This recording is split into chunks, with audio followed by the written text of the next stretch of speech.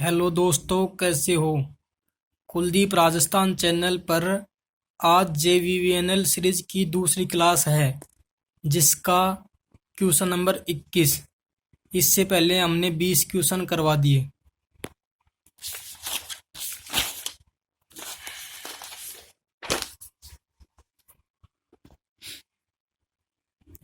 Question number 21 अपना है,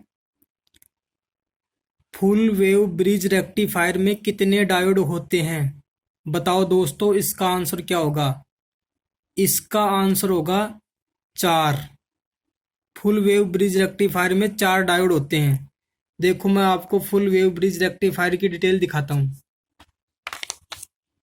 ये है फुल वेव ब्रिज रेक्टिफायर का डायग्राम। इसमें 4 डायोड होते हैं, D1, D2, D3, D4। ठीक है, इसमें डायोड लगे हुए हैं। इसी के साथ मैं आपको डायोड का सिंबल दिखाता हूँ। ये डायोड का सिंबल है। डायोड में 2 टर्मिनल होते हैं, एनोड और कैथोड। ठीक है दोस्तों, ब्रिज रेक्टिफायर अल्टरनेटिंग करंट को यानी AC को DC में बदलने के लिए यूज किया जाता है। अब अगले क्वेश्चन पर चलते हैं। Question number 22। क्वेश्चन नंबर 22 है दोस्तों, एक जंक्शन डायोड में किसके कारण छिद्र होता है। तो बताओ दोस्तों, इसका आंसर क्या होगा। इसका आंसर होगा गायब इलेक्ट्रॉन। छिद्र मतलब होल, जहां से इलेक्ट्रॉन चले जाते हैं वहां पर होल बन जाता है। तो क्वेश्चन नंबर 22 का आंसर होगा C। ठीक है दोस्तों, अगला question, question number 23। Question number 23 है, स्थिर विद्युत द्वारा निम्नलिखित में से कौन सा ट्रांजिस्टर प्रभावित होता है। आंसर में पूछा गया है, बताओ क्या होगा। इसका आंसर होगा दोस्तों मोसफेट। स्थिर विद्युत द्वारा मोसफेट ट्रांजिस्टर प्रभावित यानी इफेक्टेड होता है। अब मैं आपको मोसफेट की डिटेल दिखाता हूं।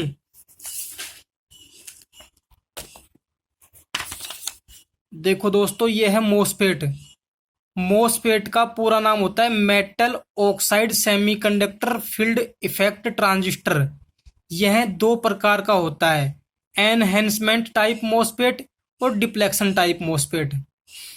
इन दोनों कोई भी 2 प्रकार होते हैं। एनहेंसमेंट टाइप मोसफेट के 2 प्रकार होते हैं, एन चैनल मोसफेट और P channel MOSFET. Deflection type MOSFET के भी 2 प्रकार होते हैं, एन चैनल मोसफेट और पी चैनल मोसफेट। अधिकतर बार मोसफेट के टर्मिनल पूछ लिए जाते हैं। मैं आपको दिखाता हूं मोसफेट के टर्मिनल। ये देखो, मोसफेट के सिंबल हैं। मोसफेट के 3 टर्मिनल होते हैं, गेट, ड्रेन और सोर्स। एन चैनल मोसफेट में एरो का जो चिन्ह होता है वो अंदर की तरफ होता है, और पी चैनल मोसफेट के सिंबल में जो एरो का चिन्ह होता है वो बाहर की तरफ होता है। आशा करता हूं मोसफेट के सिंबल समझ में आ गए होंगे। क्वेश्चन नंबर 24 पे चलते हैं। क्वेश्चन नंबर 24, इसमें पूछा गया है, जर्मेनियम क्रिस्टल को फास्फोरस परमाणु से मादित किए जाने पर यह क्या हो जाता है। तो बताओ दोस्तों, इसका आंसर क्या होगा। इसका आंसर होगा C, यानी एन टाइप अर्धचालक। जब जर्मेनियम क्रिस्टल में फास्फोरस परमाणु की डोपिंग करते हैं तो यह एन टाइप सेमीकंडक्टर बन जाता है। अब मैं आपको एन टाइप और पी टाइप दोनों सेमीकंडक्टर कैसे बनते हैं उनकी टेबल दिखाता हूं। देखो दोस्तों, ये है, जब जर्मेनियम या सिलिकॉन, ये दोनों सेमीकंडक्टर हैं, जब जर्मेनियम या सिलिकॉन में पंच संयोजित परमाणु की डोपिंग करते हैं तो एन टाइप सेमीकंडक्टर बनता है। ध्यान रखना, पंच संयोजित परमाणु की डोपिंग करने पर बनता है एन टाइप सेमीकंडक्टर। ठीक है, और जब जर्मेनियम या सिलिकॉन में त्रिसंयोजित परमाणु की डोपिंग करते हैं तो बनता है पी टाइप सेमीकंडक्टर। ठीक है, एक ट्रिक से और याद रख सकते हो आप, एन जो होता है वो एबीसीडी में 14 नंबर पे आता है, तो 14 1 और 4 से लिखा जाता है, यानी 1 प्लस 4 को करेंगे तो 5 हो जाता है, यानी पंच संयोजित परमाणु की डोपिंग करने पर बनता है एन टाइप सेमीकंडक्टर। पंच संयोजित परमाणु की डोपिंग करने पर बनता है एन टाइप सेमीकंडक्टर। अब पंच संयोजित परमाणु कौन कौन से हैं? नाइट्रोजन जो परमाणु टेबल में 7 नंबर पे आता है जिसका प्रतीक चिन्ह होता है एन। फास्फोरस ये 15 नंबर पे आता है जिसका प्रतीक चिन्ह होता है पी। आर्सेनिक यह 33 नंबर पे आता है जिसका प्रतीक चिन्ह होता है एएस। एंटीमनी यह 51 नंबर पे आता है जिसका प्रतीक चिन्ह होता है एस बी। बिस्मिथ यह 83 नंबर पे आता है जिसका प्रतीक चिन्ह होता है बी आई। ये तो हो गए पंच संयोजित परमाणु। त्रिसंयोजित परमाणु बोरोन जिसका प्रतीक चिन्ह बी और यह 5 नंबर पे आता है पीरियोडिक टेबल पर।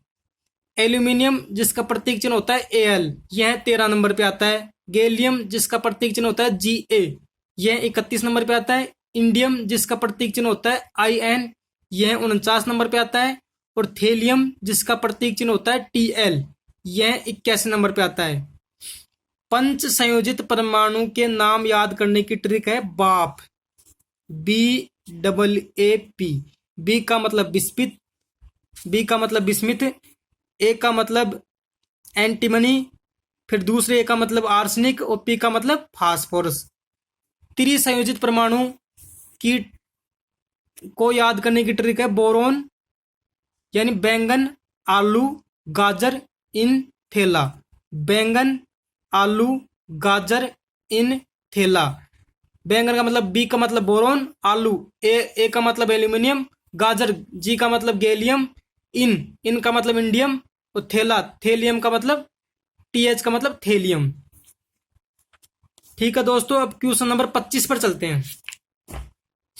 देखो क्वेश्चन नंबर 25 में पूछा गया है 220 वोल्ट और 60 वाट रेटिंग वाला एक विद्युत बल्ब 220 वोल्ट और 40 वाट रेटिंग वाले एक अन्य विद्युत बल्ब से श्रेणी क्रम में संयोजित है। ध्यान रखना, श्रेणी क्रम में संयोजित है। यह संयोजन एक 220 वोल्ट सप्लाई सोर्स ईएमएफ से संयोजित है। तब बताओ दोस्तों इसका आंसर क्या होगा? इसका आंसर होगा दोस्तों बी, मतलब 40 वाट वाला बल्ब 60 वाट वाले बल्ब से अधिक तीव्र प्रकाश देगा। अब दिमाग में ख्याल आ रहा है कि 60 वाट का बल्ब कम प्रकाश देगा, 40 वाट का बल्ब अधिक प्रकाश देगा। ऐसा क्यों? ध्यान रखना, जब शक्ति यानी वाटेज कम होती है तो उस बल्ब का रेजिस्टेंस अधिक होता है, और श्रेणी में जिस एलिमेंट का रेजिस्टेंस अधिक होगा वह वोल्टेज अधिक ड्रॉप करेगा और वो प्रकाश भी अधिक देगा। ठीक है, मैं आपको इसकी डिटेल दिखाता हूं। देखो दोस्तों, लैंप फर्स्ट और लैंप सेकंड। अपने को लैंप फर्स्ट में दे रखा है 220 वोल्ट 60 वाट। लैंप सेकंड में दे रखा है 220 वोल्ट और 40 वाट। अगर इनका रेजिस्टेंस निकालेंगे तो इसका फॉर्मूला होता है आर बराबर वी स्क्वायर बटे पी। वी का मान अपने को दे रखा है 220, इसका स्क्वायर करेंगे और पी का मान दे रखा है 60। इसमें सेकंड लैंप में आर बराबर V square P. Second lamp की भी वोल्टेज 220 ही है, लेकिन इसकी पावर 40 है। सूत्र में रखते हैं, इसको आगे हल करते हैं। देखो 220 का पुनः स्क्वायर किया तो ये होगा 48,400 और नीचे 60 वाट। इसमें भी 220 के स्क्वायर करेंगे तो ये होगा 48,400, नीचे 40 वाट। सॉरी, यहां पे आएगा 40, गलती से 4 लिखा गया। जब 48,400 में अपन 60 का भाग देते हैं तो रेजिस्टेंस निकल के आता है 806.66 ओम, और 48,400 में 40 का भाग देते हैं तो रेजिस्टेंस निकल के आता है 1210 ओम। इसका मतलब ये हुआ 40 वाट वाले बल्ब का रेजिस्टेंस अधिक है और 60 वाट वाले बल्ब का रेजिस्टेंस कम है। जिस बल्ब का रेजिस्टेंस अधिक होगा वह सीरीज में अधिक चमकेगा, यानी कि वह सीरीज सर्किट में अधिक वोल्टेज ड्रॉप करेगा। ठीक है दोस्तों, अब अगले क्वेश्चन पे चलते हैं। क्वेश्चन नंबर 25 तक हो गया अपना। Question number 26। क्वेश्चन नंबर 26 में पूछा गया है फिलामेंट लैंप किसके सिद्धांत पर कार्य करता है। तो बताओ दोस्तों, फिलामेंट लैंप किसके सिद्धांत पर कार्य करता है। तो इसका आंसर होगा ए, तापन प्रभाव के पर काम करता है। Question number 27। क्वेश्चन नंबर 27 में पूछा गया है दोस्तों, डायनेमोमीटर गतिमान कुंडली उपकरण में विक्षेपित टॉर्क खालिस्तान होता है। तो बताओ दोस्तों, इसका आंसर क्या होगा। इसका आंसर होगा सी, कुंडली में धारा के वर्ग के अनुक्रमानुपाती। अनुक्रमानुपाती का मतलब होता है समानुपाती। डायनेमोमीटर जो गतिमान कुंडली यानी मूविंग कॉइल उपकरण है, उसमें जो डिफ्लेक्टिंग टॉर्क होगा वो कॉइल में बहने वाली करंट के वर्ग के समानुपाती होगा। ठीक है दोस्तों, अब ये विक्षेपित टॉर्क क्या होता है ये मैं आपको इसकी डिटेल दिखाता हूं। देखो दोस्तों, विक्षेपित टॉर्क, इसको हिंदी में बोलते हैं विक्षेपण बल, अथवा इसका दूसरा नाम है प्रचालन बल, और इंग्लिश में बोलते हैं डिफ्लेक्टिंग टॉर्क। मापी यंत्र को जब सप्लाई से संबंधित करने पर यह बल यानी कि डिफ्लेक्टिंग बल मापी यंत्र के चल निकाय को शून्य स्थिति से गति देता है। चल निकाय मतलब पॉइंटर को। एक मापी यंत्र में इस बल को प्राप्त करने के लिए धारा के विभिन्न प्रभाव जैसे चुंबकीय, ऊष्मन, रासायनिक प्रभावों का प्रयोग किया जाता है। अब मेन बात यह समझो दोस्तों, डिफ्लेक्टिंग टॉर्क जो होता है वह जब अपन मापी यंत्र में सप्लाई देते हैं तो पॉइंटर को शून्य से गति देने का काम करता है। पॉइंटर जब शून्य पे होता है तो उसको गति देने का काम करता है डिफ्लेक्टिंग टॉर्क। और इस डिफ्लेक्टिंग टॉर्क को प्राप्त करने के लिए चुंबकीय, ऊष्मन और रासायनिक प्रभावों का प्रयोग किया जाता है। अब अपन चलते हैं क्वेश्चन नंबर 28 पे। क्वेश्चन नंबर 28 है दोस्तों, केल्विन डबल ब्रिज किसके मापन के लिए सर्वाधिक उपयुक्त होता है। बताओ दोस्तों, इसका आंसर क्या होगा।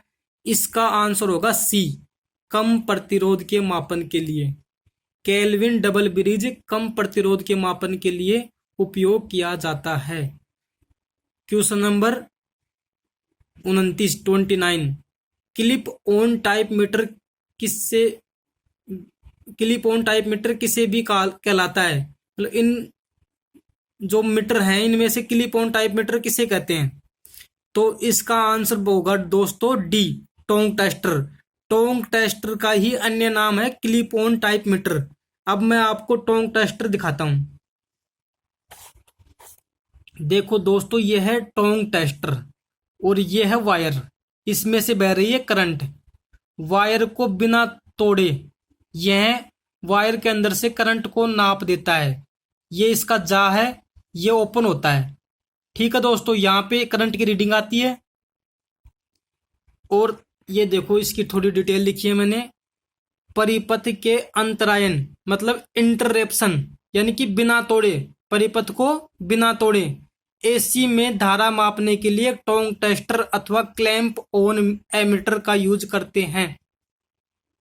टोंग टेस्टर को ही क्लैंप ऑन एमीटर कहते हैं, यह ध्यान रखो दोस्तों। हाँ, मैं आपको एक बात बताना चाहता हूं, यह जो पेपर मैं हल करवा रहा हूं दोस्तों, यह JVVNL का 2018 का लाइनमैन का गवर्नमेंट पेपर है, जिसके 20 क्वेश्चन मैंने पहले वाले वीडियो में हल करवा दिए हैं। ठीक है दोस्तों, क्वेश्चन नंबर 30। क्वेश्चन नंबर 30 है दोस्तों, निम्न में से कौन गतिमान आयरन उपकरणों की विशेषता नहीं है। गतिमान आयरन का मतलब MI, मूविंग आयरन। अब यह क्वेश्चन अपने से मूविंग आयरन उपकरणों की विशेषता नहीं नहीं पूछ रहा है। बताओ दोस्तों इसका आंसर क्या होगा। इसका आंसर होगा इसका विक्षेपण धारा के वर्ग के अनुक्रमानुपाती होता है। यह एमआई टाइप उपकरणों की विशेषता नहीं है, बाकी सारी विशेषताएं हैं। यह एसी और डीसी दोनों को माप सकता है एमआई टाइप उपकरण। इसका पैमाना एक समान नहीं होता, बिल्कुल एमआई टाइप उपकरण का पैमाना एक समान नहीं होता है। एमआई टाइप उपकरण को एमीटर की भांति उपयोग कर सकते हैं, बिल्कुल कर सकते हैं। ठीक है। Question number 31। क्वेश्चन नंबर 31 में पूछ रहा है दोस्तों अपने से गैल्वेनोमीटर, जो इसमें आवेश प्रवाह मात्रा की गणना करने के लिए प्रयुक्त किया जाता है, वह क्या कहलाता है। तो बताओ दोस्तों इसका आंसर क्या होगा। इसका आंसर होगा बैलिस्टिक गैल्वेनोमीटर। गैल्वेनोमीटर के अंदर जो चार्ज के फ्लो की क्वांटिटी की गणना करने के लिए प्रयुक्त किया जाता है, उस गैल्वेनोमीटर का नाम होता है बैलिस्टिक गैल्वेनोमीटर। ठीक है दोस्तों, अगले क्वेश्चन नंबर 32 पे चलते हैं। क्वेश्चन नंबर 32 है खालिस्तान विक्षेपण द्वारा मीटर की शुद्धता निर्धारित की जाती है। किसी भी मीटर की शुद्धता किससे निर्धारित की जाती है। तो बताओ दोस्तों इसमें होगा आंसर ए, फुल स्केल, पूर्ण स्केल विक्षेपण द्वारा मीटर की शुद्धता का निर्धारण किया जाता है। इसका आंसर होगा ए। अब अपन चलते हैं क्वेश्चन नंबर 33 पर। क्वेश्चन नंबर 33 में पूछा गया है इंडक्शन मोटर की क्राउलिंग किसके कारण होती है। तो बताओ दोस्तों इसका आंसर क्या होगा। इसका आंसर होगा इंडक्शन मोटर की क्राउलिंग मोटर में उत्पन्न हार्मोनिक्स के कारण होती है। अब यह शब्द जो क्राउलिंग आया है, इसको मैं आपको डिटेल में समझाता हूं।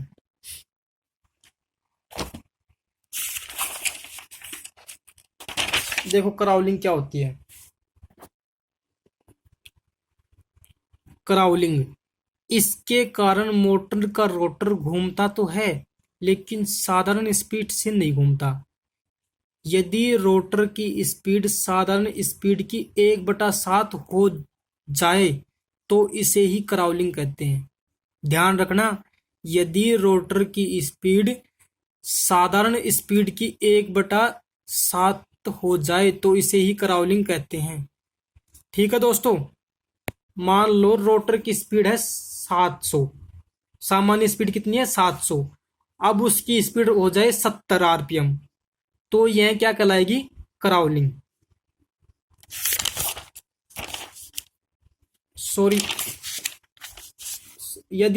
वो गलती हो गई। यदि रोटर की स्पीड है 700 आरपीएम, अब यदि रोटर की स्पीड रह जाए 100 आरपीएम, तो यह क्या कहलाएगी क्राउलिंग। ठीक है दोस्तों। अब क्राउलिंग का जो कारण होता है, मेन क्राउलिंग का कारण होता है हार्मोनिक्स। यही अपने क्वेश्चन में पूछा गया था। अब आपके लिए यह शब्द भी अजीब है, हार्मोनिक्स क्या होता है। अब यह ध्यान रखना, हार्मोनिक्स क्या होता है। अवांछनीय आवृत्ति यानी फ्रीक्वेंसी ही हार्मोनिक्स कहलाती है। यानी कि जो उपयोग के लिए फ्रीक्वेंसी नहीं होती है वो एक प्रकार से हार्मोनिक्स कहलाती है, अवांछनीय आवृत्ति। अब क्वेश्चन नंबर 34 पे चलते हैं। निम्न में से कौन सा टेस्ट यानी परीक्षण डीसी शंट मोटर पर रनिंग डाउन परीक्षण भी कहलाता है। बताओ दोस्तों इसका आंसर क्या होगा। इसका आंसर होगा ए, रिटार्डेशन परीक्षण। अब यह क्या होता है देखो, रिटार्डेशन परीक्षण को रनिंग डाउन परीक्षण भी कहते हैं। यानी कि रिटार्डेशन परीक्षण का ही दूसरा नाम है रनिंग डाउन परीक्षण। ठीक है, इसकी सहायता से स्टे लॉस ज्ञात कर सकते हैं। किसकी सहायता से, रिटार्डेशन टेस्ट की सहायता से, तथा आयरन लॉस तथा मैकेनिकल लॉस को अलग अलग ज्ञात किया जा सकता है रिटार्डेशन टेस्ट के द्वारा। ठीक है दोस्तों। अब क्वेश्चन नंबर 35।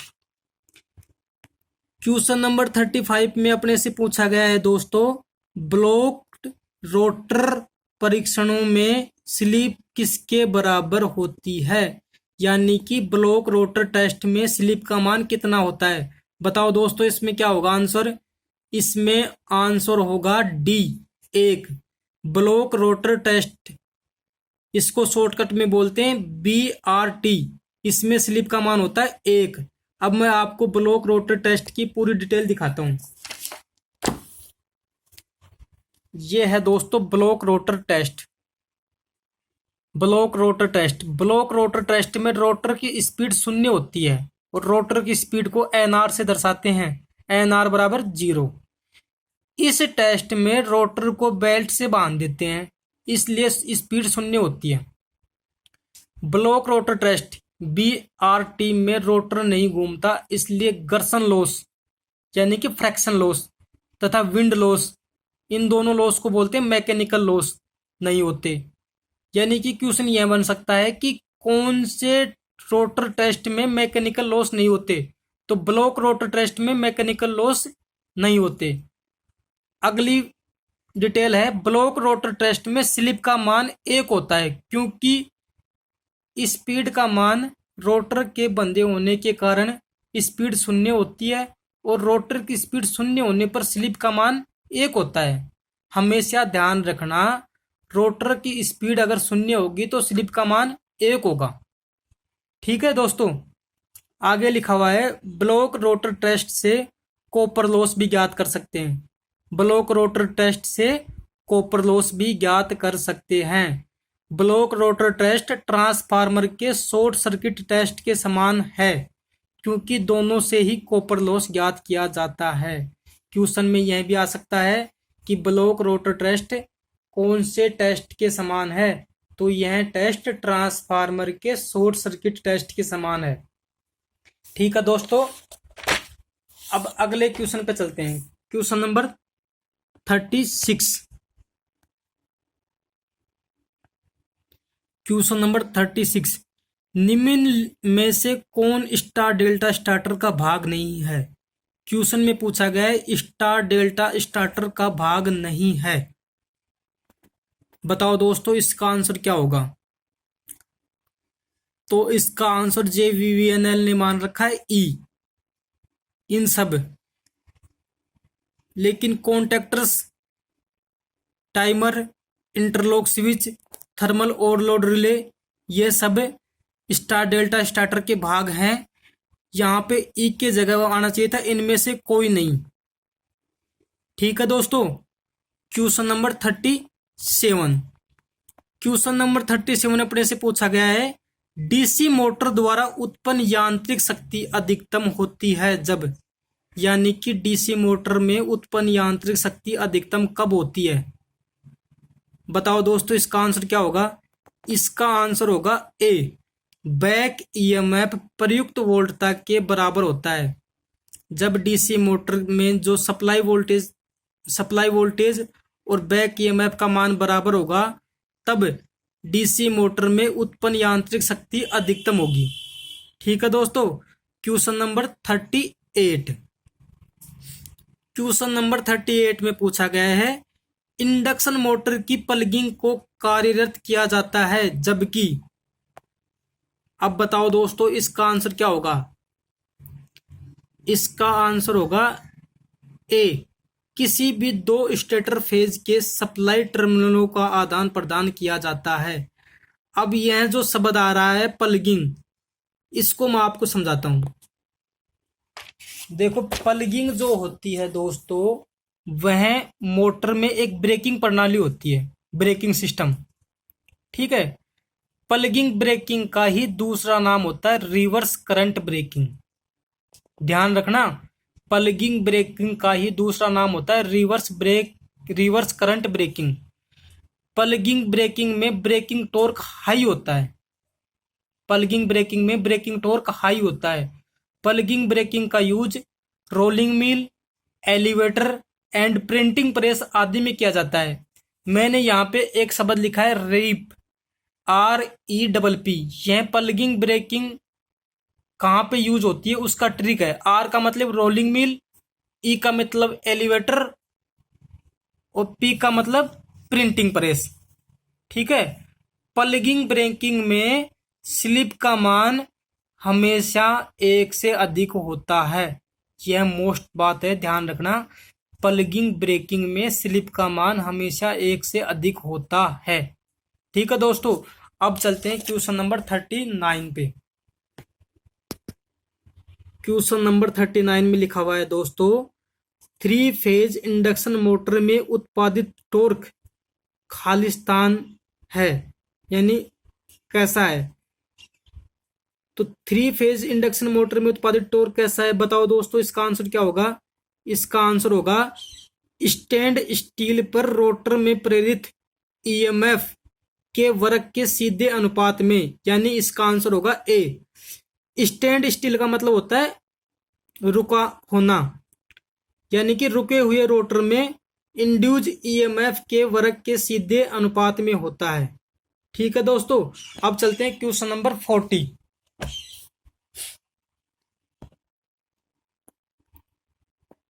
क्वेश्चन नंबर 40, यदि एक 4 पोल 3 फेज 50 SZ स्टार से जुड़ी इंडक्शन मोटर में 50% फुल लोड स्लिप है, तो मोटर की पूर्ण भार गति क्या होगी? पूर्ण भार गति मतलब रोटर की गति। ठीक है। अब मैं ये न्यूमेरिकल टाइप क्वेश्चन है दोस्तों, इसका हल दिखाता हूं आपको। इसका हल ये है दोस्तों, अपने को दे रखा है पोलों की संख्या 4, फ्रीक्वेंसी दे रखी है 50 Hz, स्लिप दे रखी है 5%।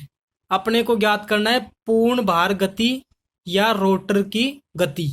रोटर की गति को दर्शाते हैं एनआर से। ठीक है दोस्तों, अब रोटर की गति ज्ञात करने से पहले अपने को ज्ञात करना पड़ेगा मोटर की सिंक्रोनस स्पीड। और सिंक्रोनस स्पीड ज्ञात करने का फॉर्मूला होता है एनएस बराबर 120 इंटू एफ बटे पी। एनएस बराबर 120 इंटू फ्रीक्वेंसी दे रखी है 50 और पी पोलो की संख्या 4। ठीक है। एनएस बराबर, इसको काटेंगे 30 आ जाएगा, 30 इंटू 50, एनएस बराबर 1500 आरपीएम आ जाएगा। ठीक है। स्लिप का फॉर्मूला होता है स्लिप परसेंटेज बराबर एनएस तुल्यकालिक चाल माइनस एनआर रोटर की चाल बटे तुल्यकालिक चाल। स्लिप अपने को दे रखी है 5%, रख देंगे। ठीक है। तुल्यकालिक चाल अपन ने निकाली थी 1500 आरपीएम माइनस रोटर की गति अपने को निकालनी है, इसको ऐसे कैसे लिख देंगे, बटे में तुल्यकालिक गति लिख देंगे। ठीक है। परसेंटेज का चिन्ह हटाएंगे तो 5/100 हो जाएगा, बराबर 1500 माइनस एनआर बटे 1500। ठीक है। अब वज्र गुणा करेंगे तो 5 इंटू 1500 बराबर 100 को 100 गुणा होगा 1500 माइनस एनआर से। ठीक है दोस्तों, अब 00 से 00 कट जाएगी, 5 को 15 से गुणा करेंगे तो 75 आएगा, बराबर इस साइड बच जाएगा 1500 माइनस एनआर। ठीक है दोस्तों, अब 1500 का पक्षांतर करने पे साइड लेके आएंगे तो 1500 प्लस का था ये माइनस का हो जाएगा, बराबर माइनस एनआर बच जाएगा। अब यहाँ पे बचेगा माइनस 1425, इस साइड बचेगा माइनस एनआर, माइनस से माइनस कट जाएगा तो तुल्य रोटर की गति हो जाएगी 1425 आरपीएम। इसका मतलब है क्वेश्चन नंबर 40 का जो आंसर होगा दोस्तों वो होगा सी, 1425 आरपीएम। ठीक है दोस्तों, कुलदीप राजस्थान चैनल को प्लीज लाइक एंड शेयर और सब्सक्राइब करें। धन्यवाद दोस्तों।